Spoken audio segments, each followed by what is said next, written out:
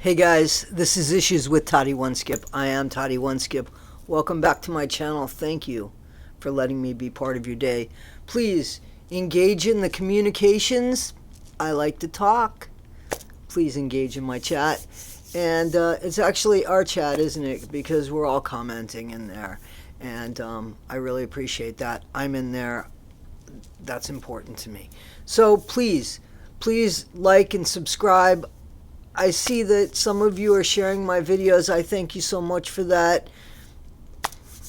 My promise is not to let you down. You might not always like or agree with what I say, but I'm hoping that you kind of always, you think that I have something to offer, even if you might not agree with it. You know, you might get something out of it. And I do that in the chat. There's times that you guys catch me and I'm like, wow, I didn't think of it that way, or wow, I didn't know that. And I mean, so it's all about engaging. We are the human race, and we are supposed to communicate. I think that's important, right? Okay, guys, I was working on the West Memphis 3. So I don't want to say following the case. I've watched all of the movies, Paradise Lost 1, 2, 3, and then what was the other? There was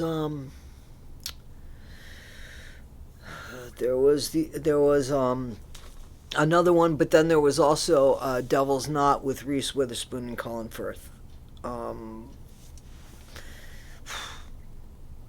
The main thing is 3 children at 8 years old. 3 children died. 3 children not only died, they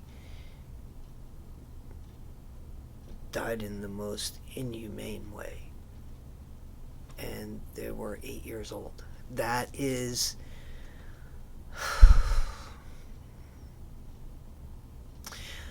But I want to think about this logically. I have gone back and forth.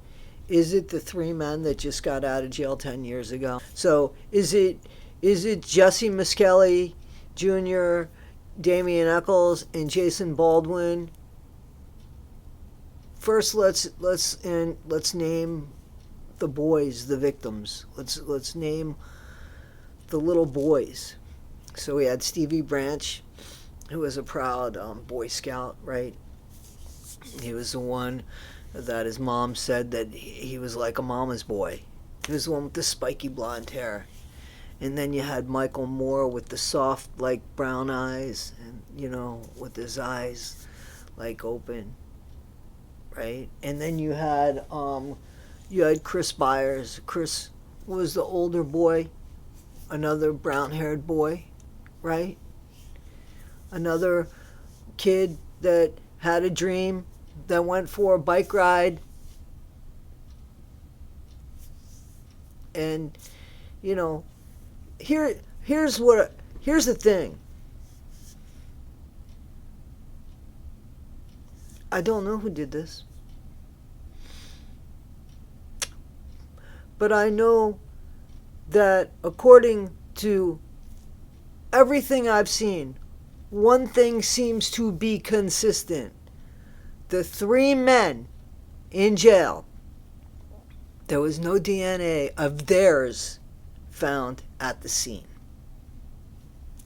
There was no DNA of theirs found at the scene, and it was a horrific scene. There was hair from a stepdad, or a stepdad, right? That would be Hobbs, right? Terry Hobbs. That would be Terry Hobbs. And there was hair from his friend David Jacoby.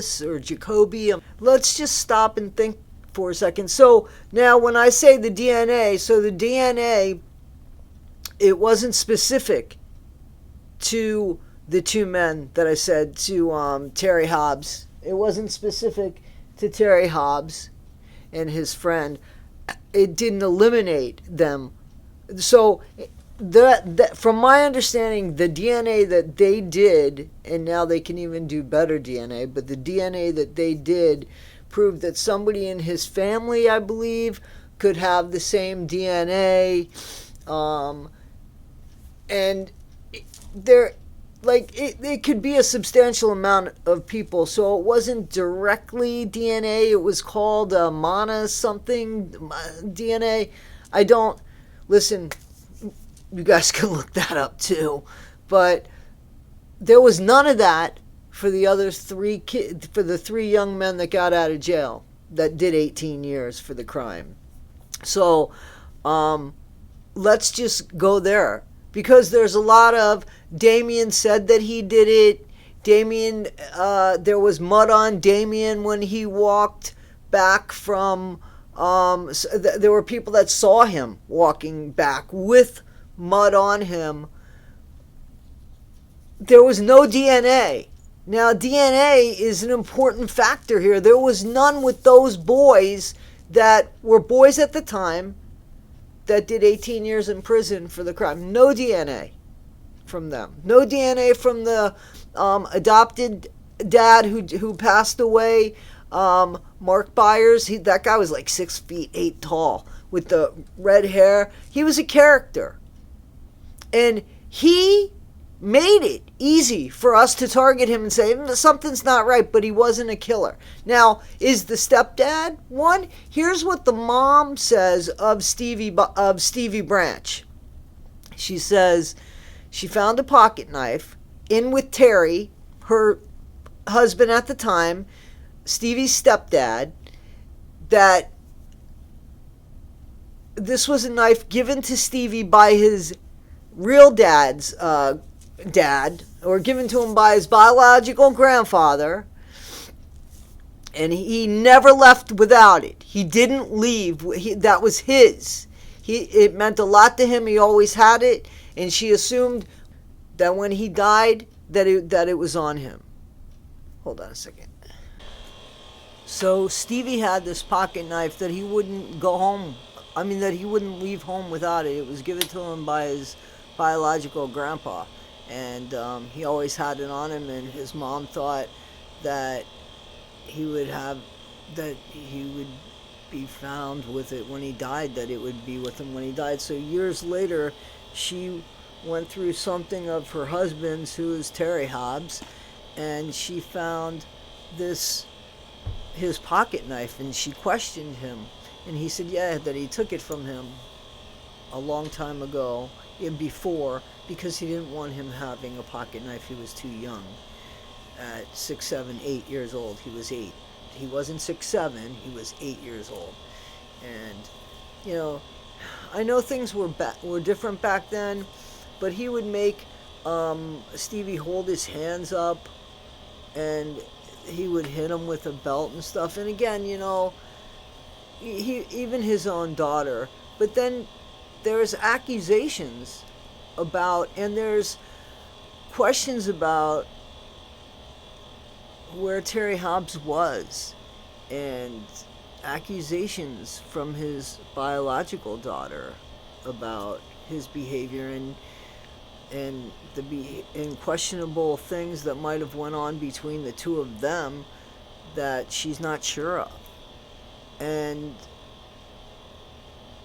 why did he change after he dropped his wife off from work and never went back to say, hey, we can't find Stevie? And it was 4 hours later. Why did he change? Nobody saw him, apparently. See, here's the thing. It's almost political. The boys, I'm jumping all over it. That's the way I tell my stories. That's the way it is. I hope that you can understand that. I try to piece it together. Can't follow a script on stuff like this. I don't think so. But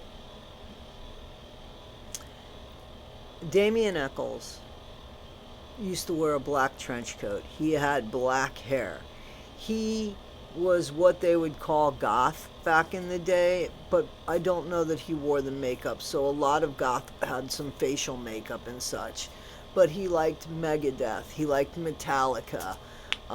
He probably liked Metallica because I think they used to be in one band, the two lead singers, so I don't know. I don't think that you could actually be fans of both. I think it was either Megadeth or Metallica. But anyway, he was a Metallica fan. He wore black t-shirts, and that's what he wore. And he was an outcast. He was a misfit. This is from a very small town in Arkansas with a very conservative attitude that didn't like that behavior, didn't want to understand that behavior, wouldn't give any thought to that behavior maybe being something like individuality and a sense of trying to figure out who you are. You know, not everybody that dresses in black goes around killing people. And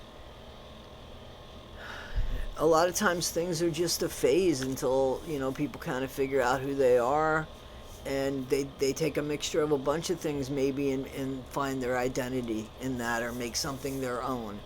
So he was an outcast. He was a misfit. He had been in trouble with the law. He was a Wiccan. There were things that said that there was devil worship. He was a 17, 18-year-old kid. There was talk that he hurt or killed a dog. I don't know if that's true. There were things recanted by people after things were said to make him look like the suspect. So I really don't want to focus on the things that are hearsay. There was no DNA at the scene that was found that had anything to do with the three guys that were doing time for the crimes. Okay? There's a Bogeyman theory, and I don't... So there was a fast food restaurant in town. I think it was a chicken place. Bojangles, actually. It was a Bojangles because they call this guy Mr. Bojangles, who went into the bathroom, was completely, covered in mud, just made a fucking mess of the bathroom, pardon my language, and also had blood on him. Now, they called the police. Bojangles employees called the police, but that was never investigated. Now, that's a fact. Okay? Why wasn't that investigated? Why wasn't that taken seriously? They say that, for every rumor there is of, or every hearsay thing, or every conversation there is that makes Damien look bad, there's equal that makes Terry Hobbs look bad. And the fact that Terry said he didn't see the kids that day, he did not see the kids that day that they went missing, only to have 3 or 4 families different say, no, he did. We did see them. And we saw that the kids were laughing. They were in trouble because they were late. But so for every hearsay thing that's about in one direction, there's something about in the other direction. Now, Jesse Miskelly Jr. said that one side said he was interrogated for 2.5 hours. One side said he was held and interrogated for 12 hours. Okay, one side said he is mentally challenged, and I've seen him interviewed. He seems okay. He seems maybe illiterate, but that doesn't make you stupid. I don't know that he doesn't come across stupid. He comes across that he has a difficult time reading.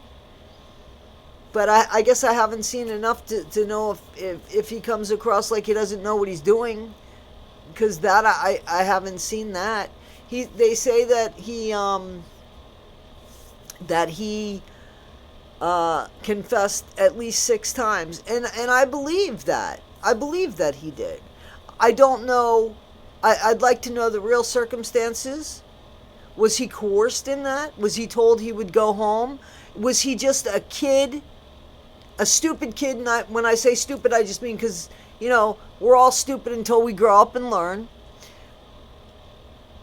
Was he a kid that just said that there's no way that this could be because I didn't do this? Like, there's no way in hell that I didn't do this? Because I definitely think that Damien Eccles didn't realize that he was actually doing time for a crime that he felt he didn't commit until probably, I don't know, a month into his sentence. I really don't think it hit him. I really think that he, let's say, this would be a reason why he would behave as poorly as he did, and I know that he behaved poorly. He behaved deplorable at times, absolutely. And that's a fact. When it came to, I guess the behavior when he gave the finger. In the meantime, there's 3 children dead. So, but I definitely feel like, let's say he's innocent. Let's just go there for a second. He probably can't believe, holy fuck, am I really gonna do time for this? Am I really accused of murder? I mean, am I really that? Am I really,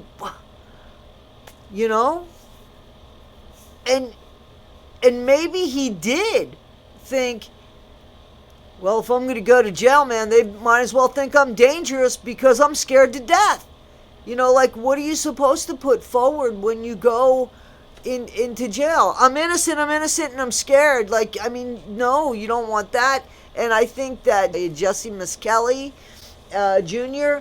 and Jason Baldwin, I think that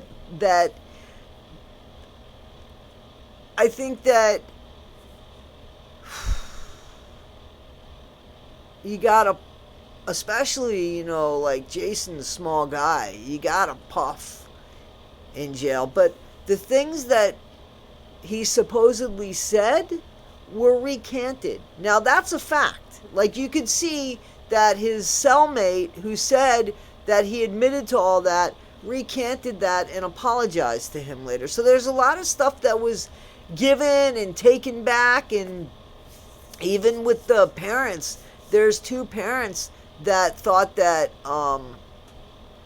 that the 3 guys did it. And now those 2 parents, and they're not married, they weren't married.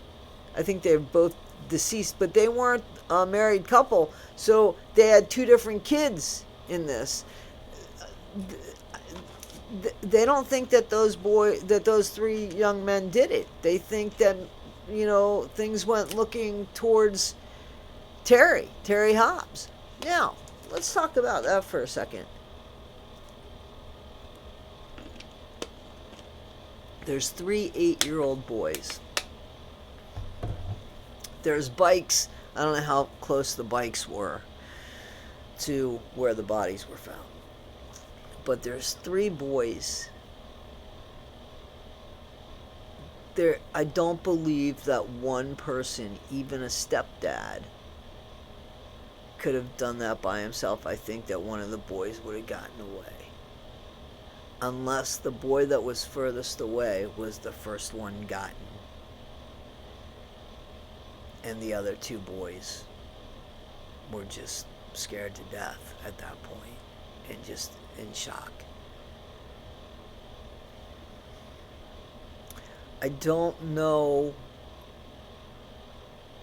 I mean, supposedly, so the boys were found hogtied with their own shoelaces. Right wrist, right arm to right ankle. Left arm to left ankle. And supposedly that was when they were alive, but I don't know how alive. But still, is it possible for one person to get 3 8-year-old boys.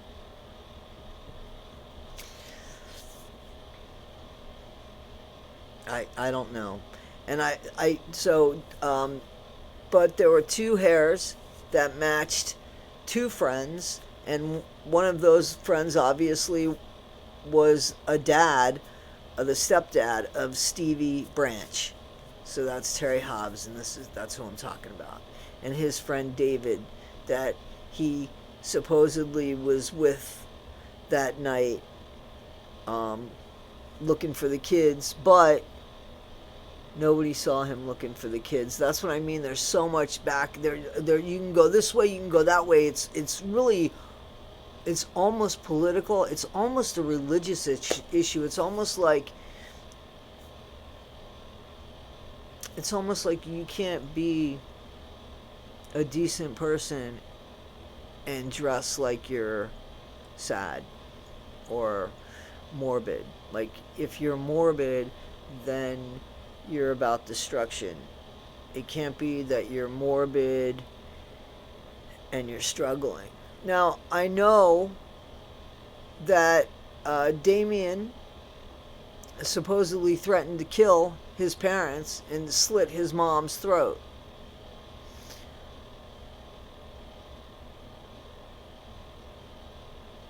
I think that's a horrible thing. But we all know saying something and doing something are two different things. And listen, my issues with some of these channels, I just want to put this out there, is that every time they mention that these kids come from a trailer park, they laugh. Or they make it a point to mention that the three accused come from, or the three that were indicted and got out on the AlfredPlea, that those three come from trailer parks. That they're poor and that they're lower class. That's what they're insinuating. And that burns me up because that's not fair. And I feel like that's part of the reason that some of these people are nasty. It doesn't give anybody the right to kill. I'm not saying that they killed anybody. But to have the attitude that everybody's out to get me and to be out to be gotten because of an income that your parents might make, or because you like a certain style of clothing, like, that's unacceptable behavior today. Okay, can you imagine being in Arkansas back then? I don't know how much Arkansas has changed, but can you imagine being in Arkansas back then and having transgender issues?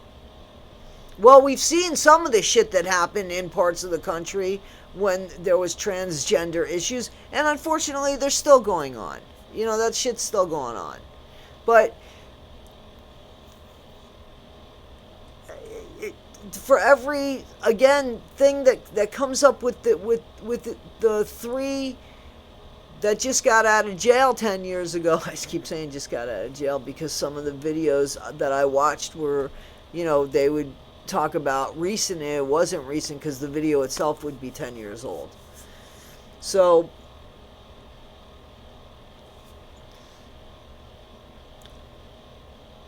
I don't know what the facts are, except that there was somebody that went into a Bojangles and was all muddied up, and there was blood. I know that there were 3 kids that were murdered viciously, tied up, supposedly alive before they went in the water. So supposedly they died tied up and they drowned in the water. I don't know about the mutilation because one side said it was animals. I don't know, man. Were they in there long enough to have that destruction done? I haven't seen that. I don't want to see pictures of that, to be honest with you. I've seen pictures of stuff that looks like bite marks on the kids, but I haven't seen chunks taken out of them. So I don't know if somebody just tied them up and chucked them in the water like that. And could one person have done that? Even like, if you're scared, just sit there while I do. I mean, so you got to figure that somebody's going to run. Did they run? Like, there was no more DNA. I guess there was no strands of hair the kids running through the woods.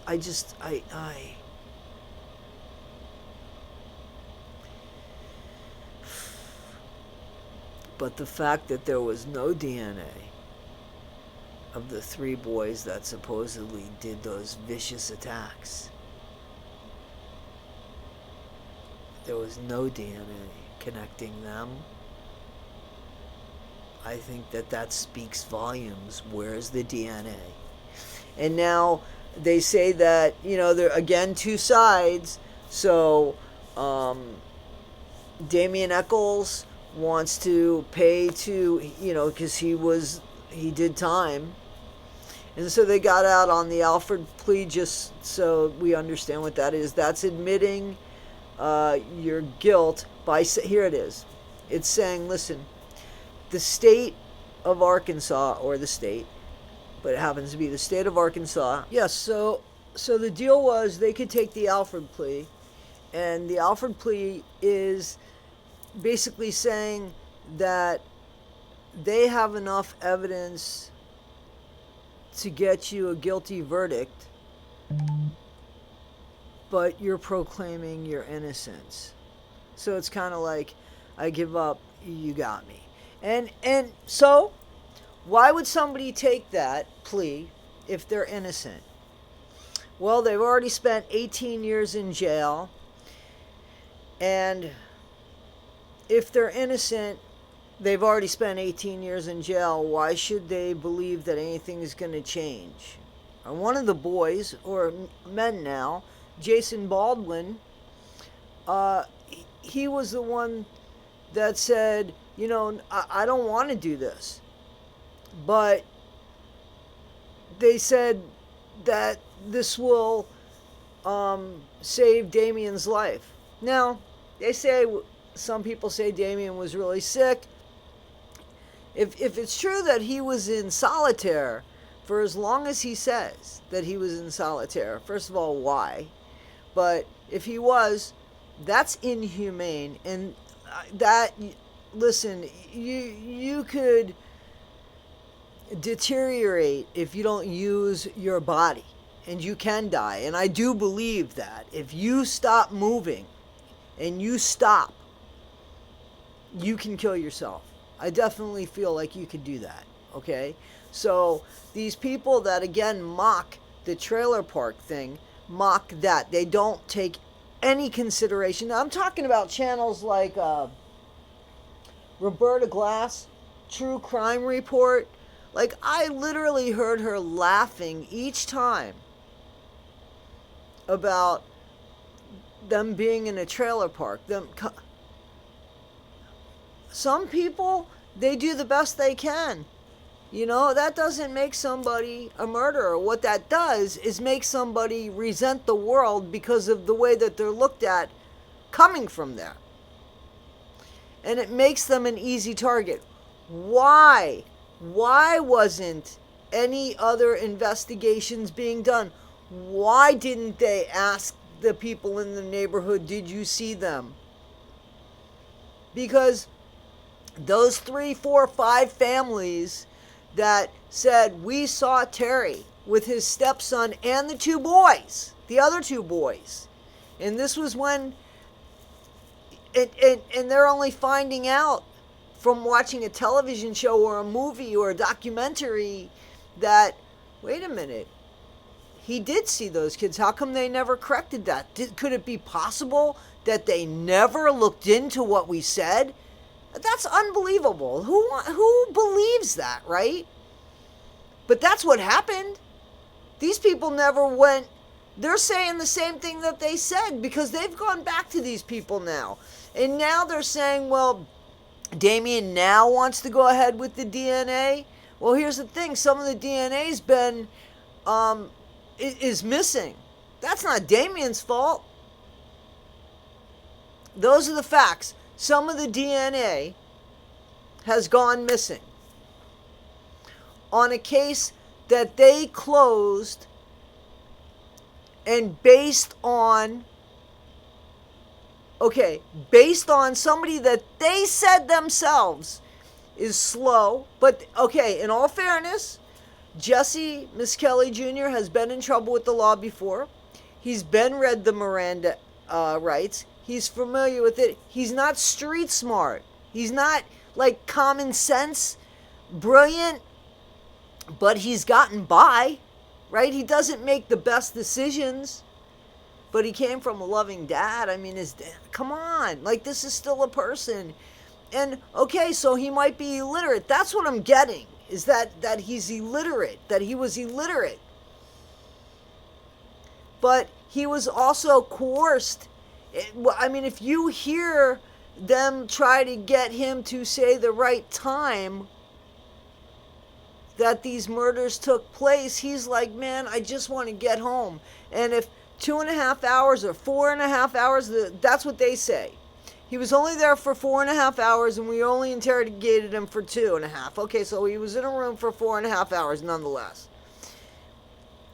What does it feel like to somebody? Could feel like 20 hours. Do we have proof how long he was there for? Because, like, the attorneys have to, like, there has to be some sort of proof. There's never, like, anything that is so black and white. And now there's DNA where we could, there's DNA procedures that we could find the tiniest things anymore. And it could be more precise. And only one party wants to look at that, and that's the three people. That's one, at least one, but I think it's all three of the people that spent 18 years in jail.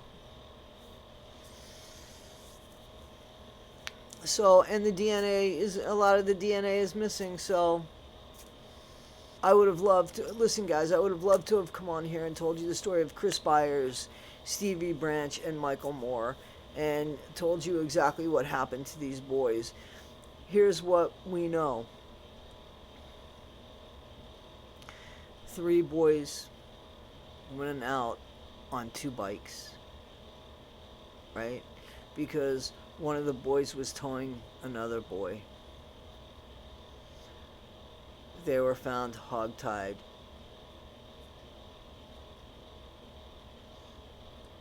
And dead in the water at a place called Robin Hood Hills in West Memphis, Arkansas. I don't know if one boy was castrated because they say that it's animals. I don't know the animals that are there. There was one knife found that was thrown away a year before, from my understanding. That's one of the stories. And then there's another side to the story that it was thrown away right before. However, they went right to the knife when they were finding the knife and said exactly what it looks like. So that's one story. So you see you can, and it's almost like, what side do you want to be on? And you can make it look right for you. What side fits your politics? What side fits you to make you feel comfortable in who you blame? What makes you feel safe at night? That's what it comes down to. And, again, things that a stupid 18-year-old scared kid that just got convicted of murder, who was going to be doing time, was going to be as tough and appear as tough as he could possibly be, because he was going to prison and he was going to be among people that were going to kick his ass. So I can imagine that he could be petrified. He would have been afraid. Absolutely, all 3 of them. Because no matter how big they were or how small they were still just kids. They were still 18 years old at the most. I don't even think Damien was 18 years old. I don't know who did it.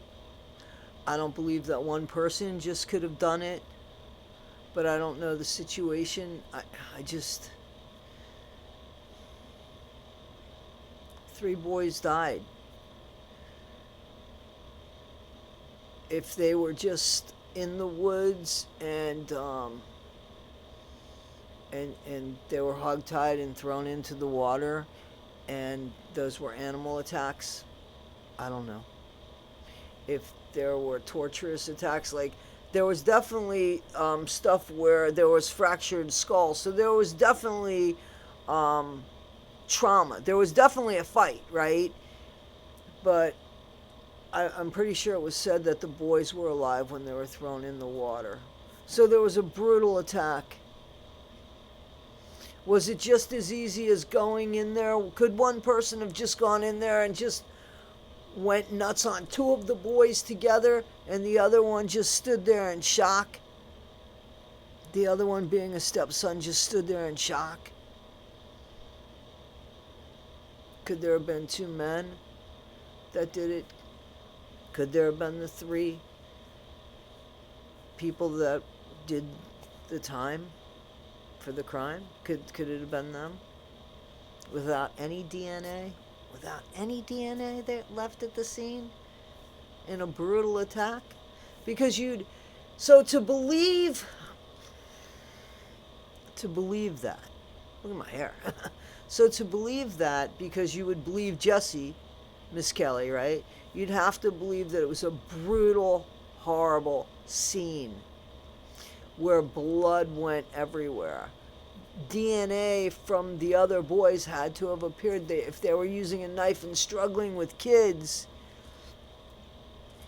wouldn't you think? And yet still one piece of hair was stuck in the litter, in the binding of one of the boys, and the other piece of hair was found like on a tree or in a branch or something from his friend, the stepdad's friend, Terry Hobbs' friend, David Jacoby or something like that. I'll put his name down there. What do you guys think that happened? I mean, seriously, who do you think? Who do you think did it? You know, accusations on both sides equally, basically, but the facts are the facts are the facts.